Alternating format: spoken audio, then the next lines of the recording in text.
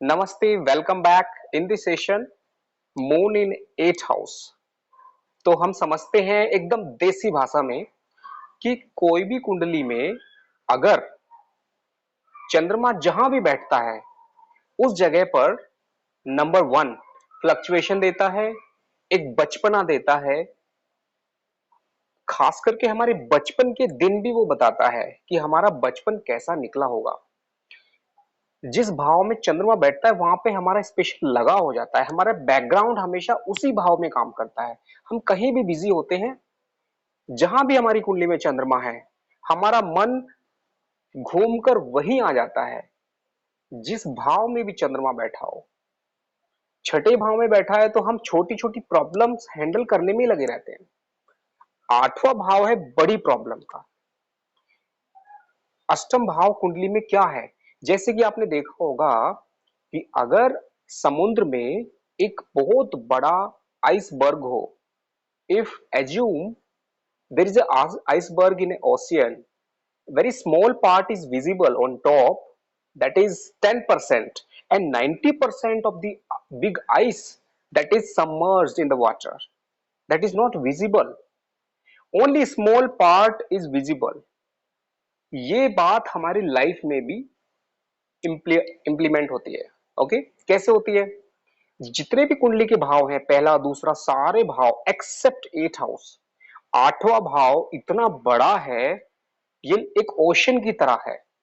और जो पहला भाव है, दूसरा तीसरा छठा सातवां आठवां छोड़ दीजिए, नौवां दसवां ग्यारहवां बारहवां, ये सारे भाव 10% हैं।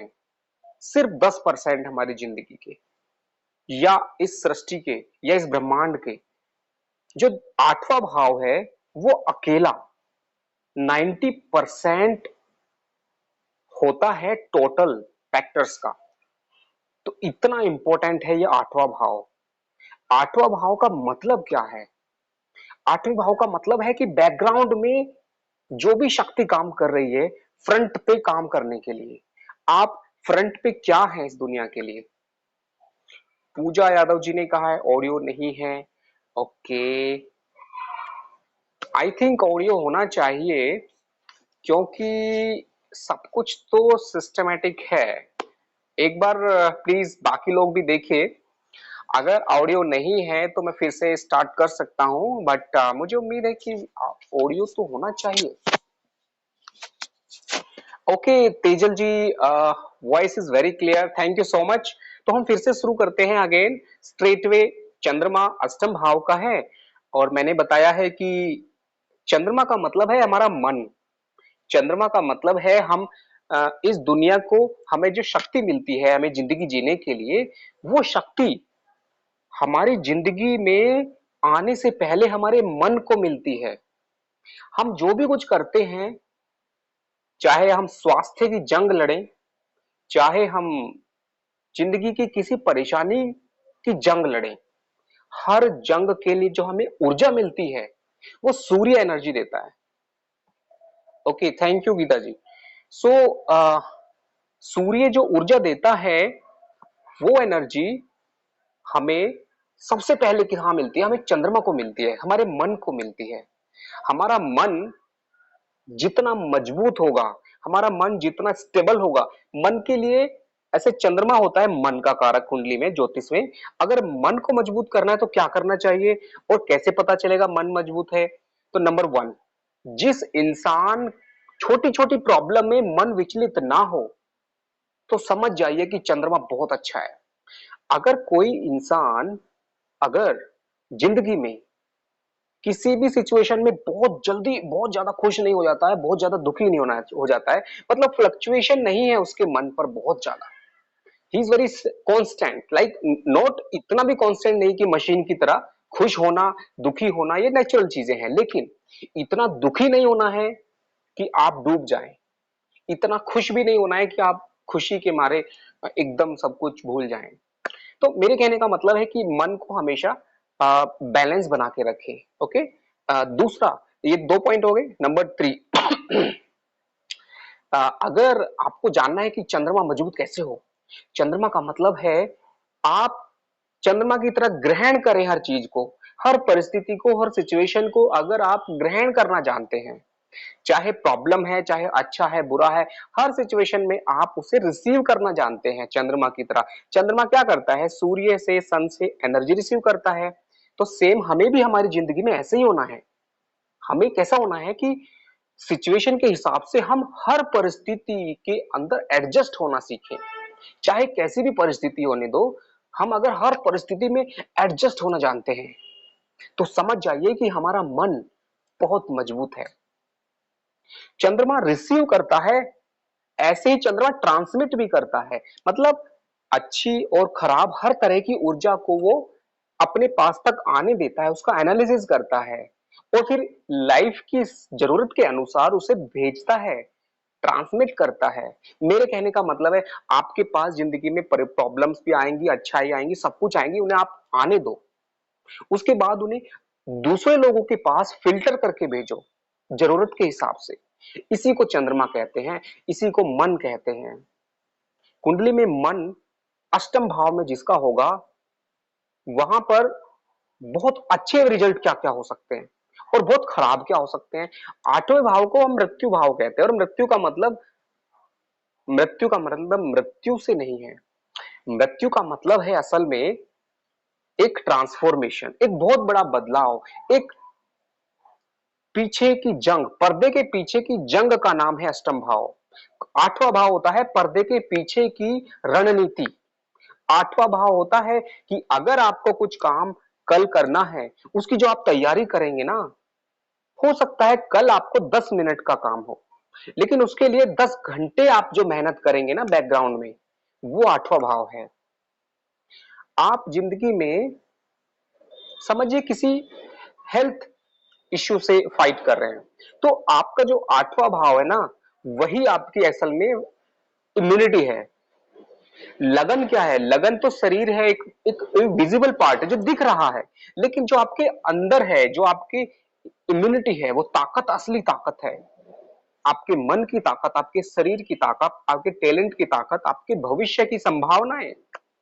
आप भविष्य में कितने सक्सेस हो सकते हैं, आप भविष्य में क्या हो सकते हैं, उसकी जो जड़ है, उसका जो समझिए कि फाउंडेशन है, वो आठवां भाव है।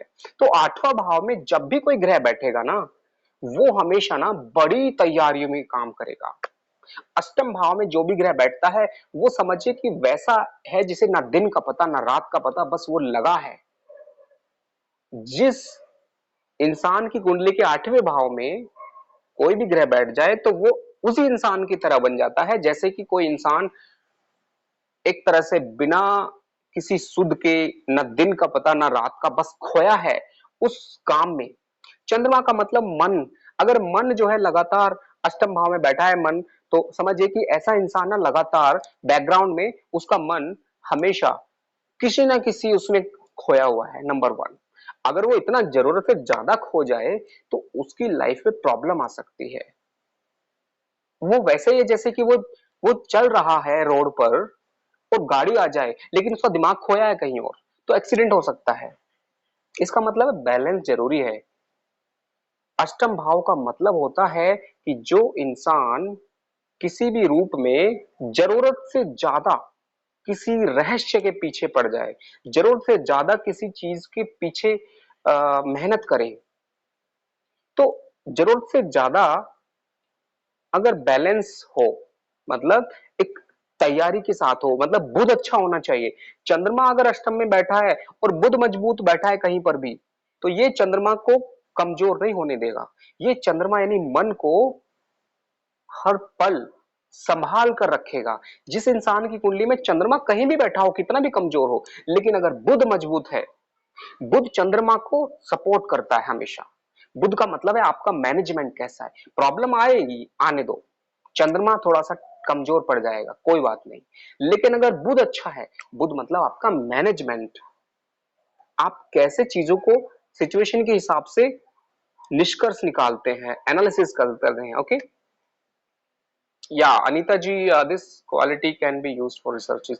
या 100%, anybody who is into research, or anybody who is actually fighting a big problem of life, जैसे अचानक से आपकी लाइफ में कोई बड़ी प्रॉब्लम आ जाए, तो पूरी कुंडली में अकेला भाव, आठवां भाव है जो साम दंड भेद सब कुछ लगा देगा आपको बचाने के लिए। आठवां भाव अकेला है, एटॉमिक एनर्जी का है। वो देखने में छोटा लगे पर काम करे बहुत बड़ा। आठवां भाव का मतलब है कि वो हिडन एनर्जी है, या फिर आपका मनी है, बैकअप मनी। जैसे आपने बहुत सारा पैसा ना इकट्ठा करके रखा हुआ है इमरजेंसी के लिए, जिसको आप कभी टच नहीं करते हैं। वो पैसा क्या है, जिसे हम इंश्योरेंस का पैसा भी कह सकते हैं। इसलिए आठवें भाव को इंश्योरेंस भी कहते हैं। आठवां भाव मृत्यु का है। असल में आठवां भाव, आप अगर और गहराई से बोले तो मृत्यु के साथ जिंदगी का भी है। वो एक नई लाइफ देने की ताकत रखता है आठवां भाव। इसलिए एक सकारात्मक व्यक्ति आठवें भाव को मृत्यु भाव नहीं, जीवन भाव बोल सकता है। मृत्यु भाव तो इसलिए कहते हैं क्योंकि ये लोगों को डराने के लिए है। अगर 100 लोगों को किसी बात को सीधे तरीके से बताएंगे, इनके दिमाग में नहीं जाएगी। उसी बात को नकारात्मक करके, डरा के, कुछ मिस्ट्री बना के बोली जाएगी तो सबके दिमाग में चली जाएगी। इसलिए आठवें भाव का नाम मृत्यु भाव रख दिया गया। जरूरत नहीं थी, लेकिन लोगों की सोच ऐसी है, लोग सुनते ही उस तरह से हैं। इसलिए अष्टम भाव का मृत्यु भाव रख दिया गया, क्योंकि अष्टम भाव is the step towards ninth भाव। नौवां भाव क्या है? नौवां भाव है हायर नॉलेज।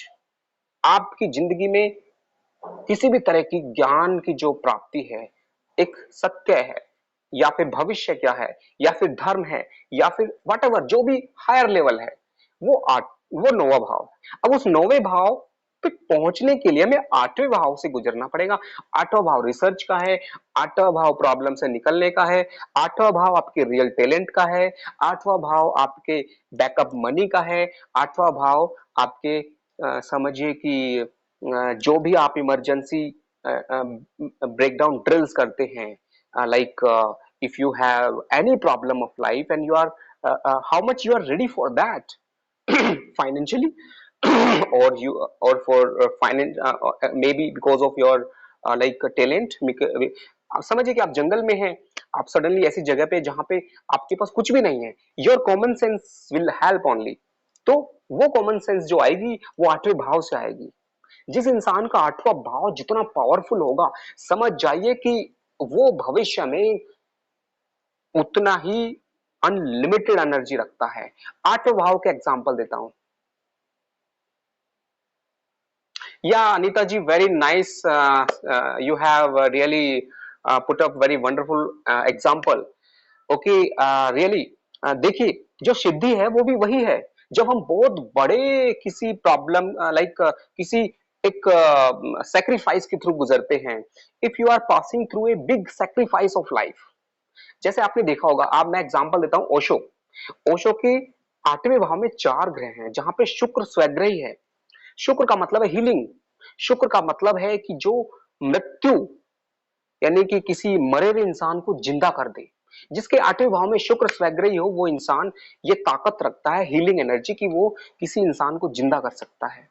कुल मिला के आठवां भाव है आपकी सिद्धि का, आठवां भाव है आपके रियल टैलेंट का, आठवां भाव है अगर समझिए कि आपके पास कोई भी एक तरह से मेजर क्वालिटी है। ओके, दूसरी बात, आठवां भाव, ये तो बहुत अच्छी अच्छी बातें मैंने बता दी, अब निगेटिव चीजें बताना चाहूँ। ओके, आठवां भाव क्या है? अगर हम निगेटिव वे में बात करें तो सोचिए कि एक परिवार में एक आदमी है जो ना टाइम पे खाता है, ना टाइम पे कुछ काम करता है, ना परिवार चलाता है। इवन शादी हो गई है तो उसे ना बच्चों से मतलब है, ना परिवार से मतलब है, कुछ भी मतलब नहीं है। वो हर पल एक अलग ही दुनिया में खोया है। और पता है वो दुनिया क्या हो सकती है? जरूरी नहीं कि वो अच्छे काम में खोया होगा। हो सकता है कि उसके दिमाग में ना हर टाइम मति भ्रम चलता है। The person is always continuously doubting everything. एक छोटी छोटी बात में डरा हुआ है, छोटी छोटी बात में अननेसेसरी खोया हुआ है। यह आठवें भाव की कमजोरी है। आठवें भाव में अगर चंद्रमा बैठ जाए और वहां पर शनि की दृष्टि पड़ जाए, या शनि बैठा हो, या निगेटिव थॉट है, या लगन पर निगेटिव इफेक्ट हो, बुध कमजोर हो, तो क्या होगा? एक इंसान है जो लगातार हर छोटी छोटी बात को बवंडर बना देता है और उसमें फंसा रहता है। क्या होगा उसका? वो लगातार खो जाएगा उसमें। एक दिन वो शरीर को भी, मन को भी, दिमाग को भी, परिवार को भी, सबको व्यर्थ, सबको खत्म कर सकता है। तो आठवें भाव की ये प्रॉब्लम है। आठवां भाव एक आग के दरिया से निकलते हुए इंसान कुछ भी कर सकता है। या remembering Amitabh Bachchan whose planet 8 house music director Rahman, okay yes, very good example. Amitabh Bachchan का बुध स्वग्रही है। अमिताभ बच्चन जी का जो बुध है आठवें भाव में स्वग्रही, वो बताता है कि बुध का मतलब है कि उनका शब्द की शक्ति।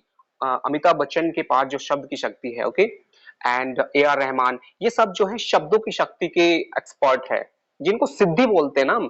हम पुराने जमाने में बोलते थे ऋषि महात्मा, ये सिद्धि। ये सिद्धि क्या है? ये आपके किसी खास टैलेंट का हाई लेवल पे पहुंच जाना, उसी को सिद्धि कह सकते हैं। तो कुल मिला के आप समझ सकते हैं कि आठवां भाव एक समझिए कि एक ऐसा आग का दरिया है जिसे पार करके आप बहुत बड़ा अचीवमेंट पा सकते हो नाइन्थ भाव में, और आप मृत्यु भी पा सकते हो। मृत्यु का मतलब क्या है? You will just loss everything. ये एक ऐसा दरिया है, एक ऐसा रास्ता है, एक ऐसा मंजर है, एक ऐसा सफर है जो बहुत बड़ा डेंजरस है। ओके, तो आठवें भाव में जब भी कोई भी ग्रह होगा, आप इतना याद रखें, एनी प्लैनेट अगर बहुत स्ट्रांग है तो वो आपके उसी पर्टिकुलर टैलेंट को बढ़ा देगा। अगर कमजोर है तो समझ जाइए कि प्रॉब्लम हो जाएगी उससे। जैसे कि एग्जांपल दिया कि इंसान है जो खोया रहता है। दूसरा एग्जांपल, अगर हम मंगल की बात करें, एक आदमी जो दूसरे को मारने की तलाश में है हर टाइम पे, वो किसी भी चीज का, आठवें भाव का कीवर्ड मैं आपको बता देता हूं। कीवर्ड से आप हमेशा याद रखेंगे, कीवर्ड का मतलब है, आठवें भाव का मतलब है जरूरत से ज्यादा किसी चीज का बढ़ जाना। अगर आपके अंदर दूसरों की मदद करने की टेंडेंसी जरूरत से ज्यादा है तो भी आप जिंदगी में फेल हैं।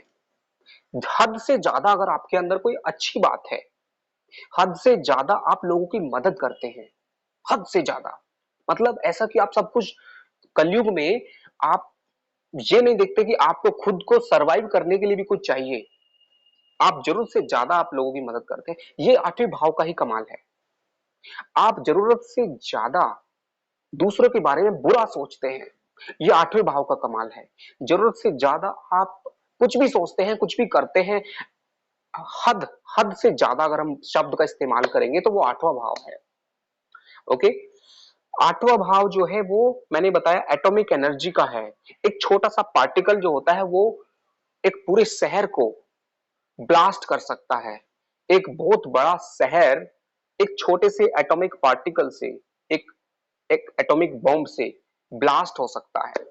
उसका कारण है आठवां भाव। आठवां भाव मतलब एक उसका जो रूट है, उसका जो जड़ है, उसका जो न्यूक्लियस है, उसका जो केंद्र है। ऐसे ही आठवां भाव हमारी जिंदगी का भी केंद्र होता है।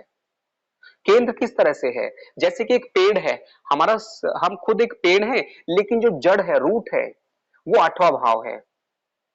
ओके, दूसरी बात, हम जीवन में बहुत बड़ी प्लानिंग बनाते हैं। उस प्लानिंग का जो फाउंडेशन है, उस प्लानिंग का जो जमीनी स्तर पर वो कितना सक्सेस होगा, वो आठवां भाव है। तो चंद्रमा जब भी यहां पर होगा, ऐसा इंसान का मदर के साथ रिलेशनशिप पर प्रॉब्लम हो सकती है, क्योंकि उसका इमोशनल ब्रेकडाउन होगा। इमोशंस के साथ, क्योंकि mother means emotional connection, mother के साथ प्रॉब्लम हो सकती है। दूसरा, मदर के लिए प्रॉब्लम हो सकती है अगर चौथे भाव पर शनि की दृष्टि हो और चंद्रमा कमजोर हो, तो मदर के लिए प्रॉब्लम होगा। और खुद के मन को प्रॉब्लम होगा जब इंसान का लगन पर दृष्टि हो नेगेटिव और चंद्रमा कमजोर हो। चंद्रमा जब भी 6, 8, 12 में होगा, ऐसा इंसान लगातार छोटी छोटी प्रॉब्लम से अचानक से, कभी उसको खांसी नजला जुकाम हो सकता है, कभी उसका मूड चेंज हो सकता है, कभी वो अचानक से कुछ भी कर सकता है। It is always mood swing. पत्नी भाव या लाइफ पार्टनर भाव बोल सकते हैं सप्तम भाव को। तो आठवां भाव क्या है? पत्नी भाव का मतलब है हम दुनिया से कैसे कनेक्ट होते हैं, चाहे वो लाइफ पार्टनर है, चाहे कोई भी है। और आठवां भाव क्या है, उसका रिजल्ट है। हम किसी से जुड़ते हैं और उसके थ्रू क्या हमें बेनिफिट मिलता है, वो आठवां भाव है। तो एनीवे ये सारी चीजें जो हैं, आप इतना समझ लीजिए कि आपको उपाय क्या करने हैं। आठवें भाव को मजबूत करने के उपाय समझ लीजिए। नंबर वन, हमेशा याद रखें, जिंदगी में अगर आपको आठवां भाव को मजबूत करना है तो आठवां भाव बताता है सेक्रीफाइस कीजिए। एक अपने आप को, मतलब जैसे कि हीरा जो है वो आग से निकलता है, तो आठवां भाव आग है, और खुद आप उस परेशानी से निकलिए। जिंदगी में जो इंसान परेशानियों से गुजरना जानता है, आठवां भाव परेशानियों का है, बड़ी परेशानियों का है, वो इंसान को इतना मजबूत बना देगा जिंदगी में कि कभी भी फिर वो प्रॉब्लम नहीं होगी। तो आठवां भाव में सिखाता है कि बड़ी प्रॉब्लम से जरूर निकलना है हमें लाइफ में। हम प्रॉब्लम को नेगेटिव ना सोचें, हर प्रॉब्लम को एक प्रसाद समझें। ये आठवां भाव है। छोटी प्रॉब्लम से छठा भाव, बड़ी प्रॉब्लम से आठवां भाव, एक ठोकर लग जाना है छठा भाव, और एक्सीडेंट हो जाना है आठवां भाव।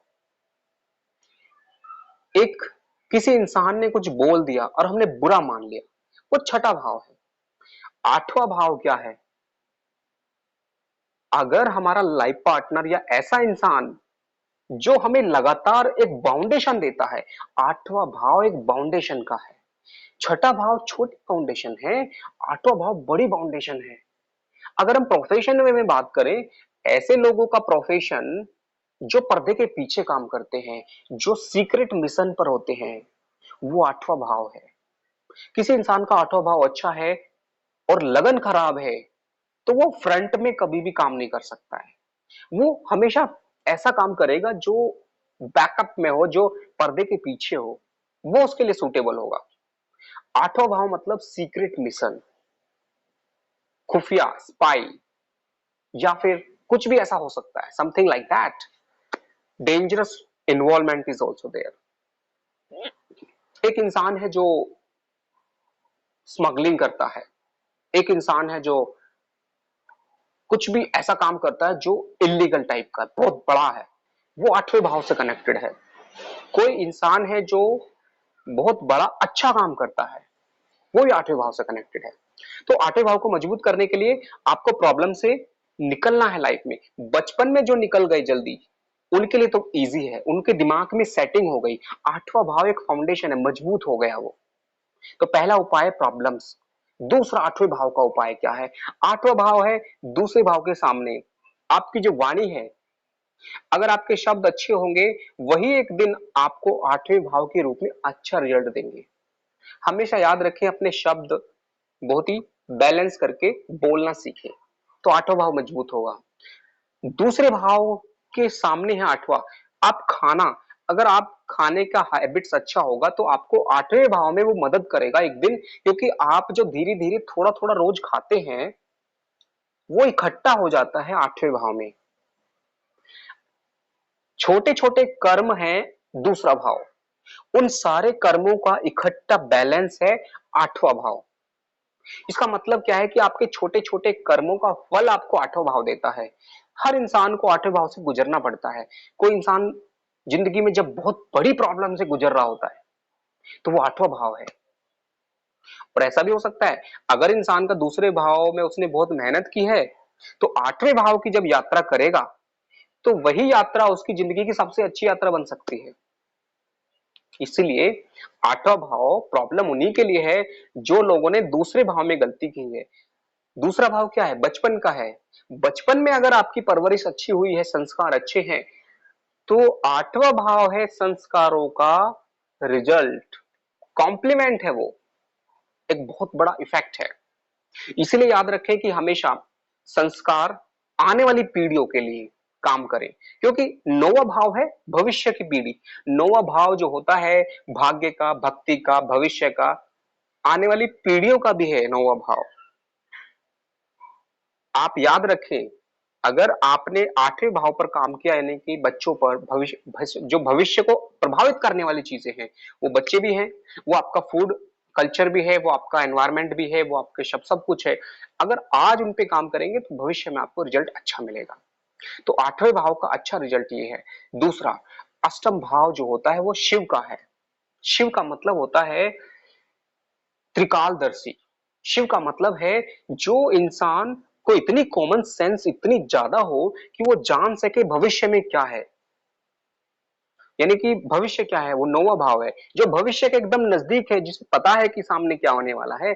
आठवां भाव अपने आप मजबूत हो जाएगा। जिस इंसान की कॉमन सेंस बहुत अच्छी है, कॉमन सेंस अच्छी कैसे होगी, जब आप डेली लाइफ में प्रॉब्लम्स को हैंडल करना सीखेंगे तो आपकी कॉमन सेंस अच्छी हो जाएगी।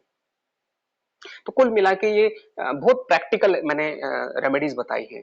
अगर आप वैसे भी आप सोच सकते हैं कि अगर लाइफ में आठवें भाव से आपको अच्छे से निकलना है तो आप याद रखें कि लाइफ के अंदर सिद्धि, सिद्धि का मतलब सैक्रिफाइस, सिद्धि का मतलब आप लाइफ में एक लंबे टाइम तक रेगुलर सैक्रिफाइस करना सीखें। वाणी, खाने पीना, आने वाली पीढ़ियों के ऊपर काम करें।